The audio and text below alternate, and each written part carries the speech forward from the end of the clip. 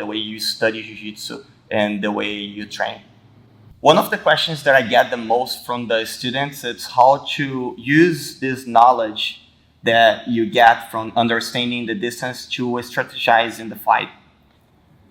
And to me, it makes a difference because that's when I felt I improved the most my jiu-jitsu. I remember like before, I was a person that would shot for one technique. I would learn knee slide, for example, and I would really try to use that technique in the sparring. And most of the time, like if the level was close to mine, it was something that was really hard because as soon as you start trying, the person, they predict what you're doing or they are able to see it and they start defending it. And if there's nothing after, or if you don't know how to connect that technique, it becomes a single shot. And what happens is that you believe that that technique's not going to work and you stop trying to do it. And I really improved a lot when I start connecting the techniques and really understand where I was and what the opponent was about to do. So I start using that a lot to improve my jiu-jitsu and my way of competing. I remember when I was a blue belt, we would get early to the competition and my professor would make me and my brother sit and watch the competitors. They would, like my first fight, second fight, people that would fight against us in the next competitions, my professor would always make us study them and see what guard they play, like what makes them feel comfortable, what makes them feel uncomfortable. And that style of like studying jiu-jitsu was basically the main thing for us to really start changing the way we were teaching and the way we were studying in the academy. So it changed everything because instead of just focusing on what I have to do, I start focusing a lot on what reactions my opponent was going to give me.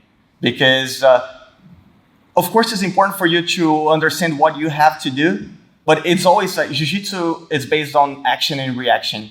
Everything that you do, you're going to get a reaction from it. And if you understand the reaction, you're ready for the next step. So it changed a lot. It changed the way we were fighting, the connections, like the ability and to be effective in the fight. And that's exactly what I try to pass on to my students. I'm going to give you an example. If the person I'm watching an opponent or I'm studying jiu-jitsu to fight against somebody, and I know the person is really good doing single legs, for example. So the single leg will happen if the person, they have contact with your leg.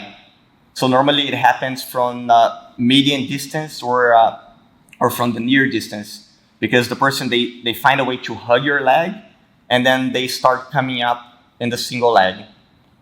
So if I see that, it's much easier for me, and I have the understanding of the distance, it's much easier for me to avoid the main attack from my opponent because I would just keep the distance really far from my opponent. I would not let my opponent get contact with my legs, and I would start using passes like leg drag or Toriano pass where there is no chance for the person to hug my legs. And I would avoid as much as possible getting close and giving my legs to the opponent so they could get to the single leg.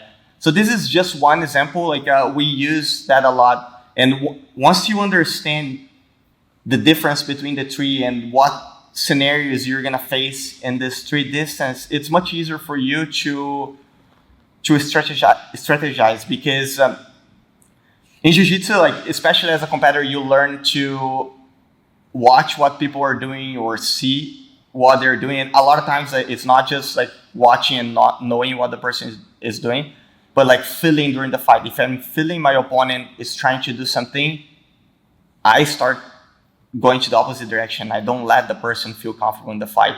And this is something that every competitor needs to understand. And like you really achieve the next level when you understand not just how to apply the techniques, but how to make the opponent get frustrated, how to make the opponent feel that the techniques that he's using is not working or he can't place himself in the positions that he really likes. And this is all things that you learn by learning concepts, not techniques. Like with techniques, you learn how to attack and how to defend.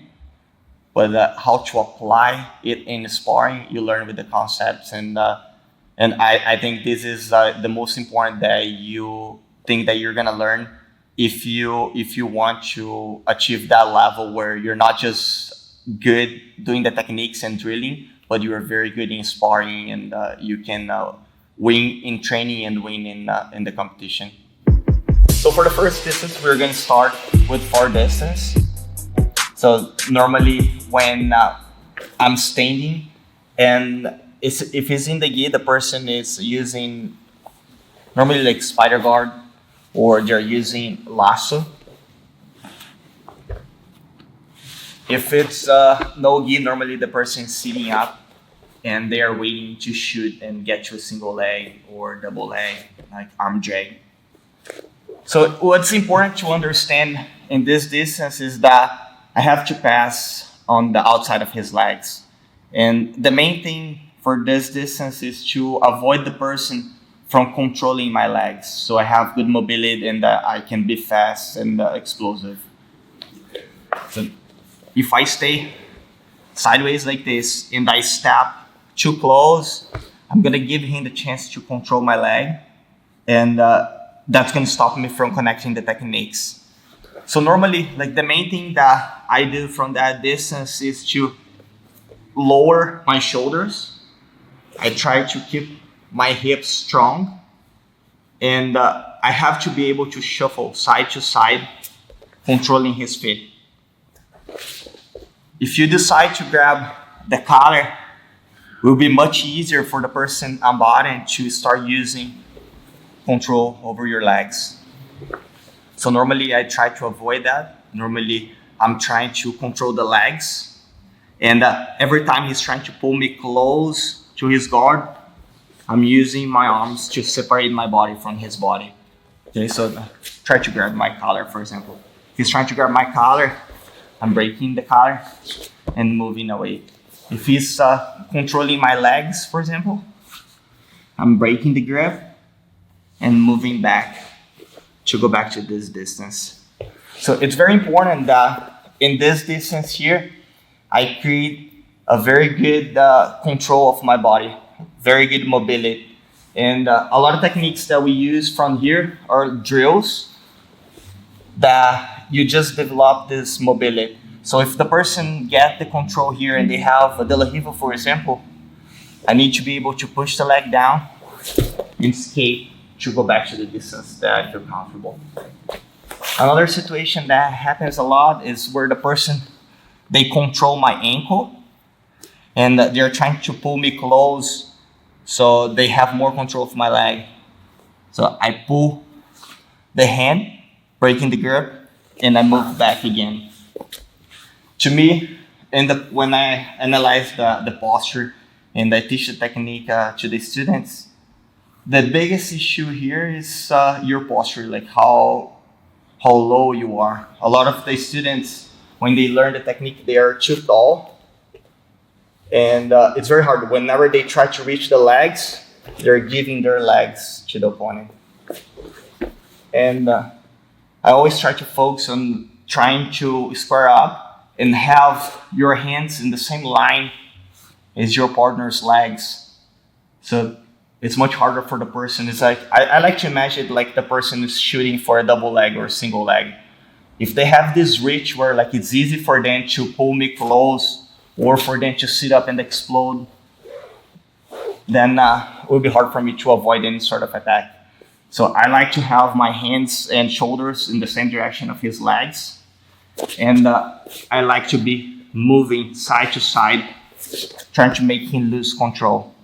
So I'm gonna move a little bit just to show like how the mobility is here on top. Kind of try to grab my leg, okay? And every time I feel you trying to close the distance, I will go back to this distance where I can use the speed pass. Okay, so moving. Control my leg.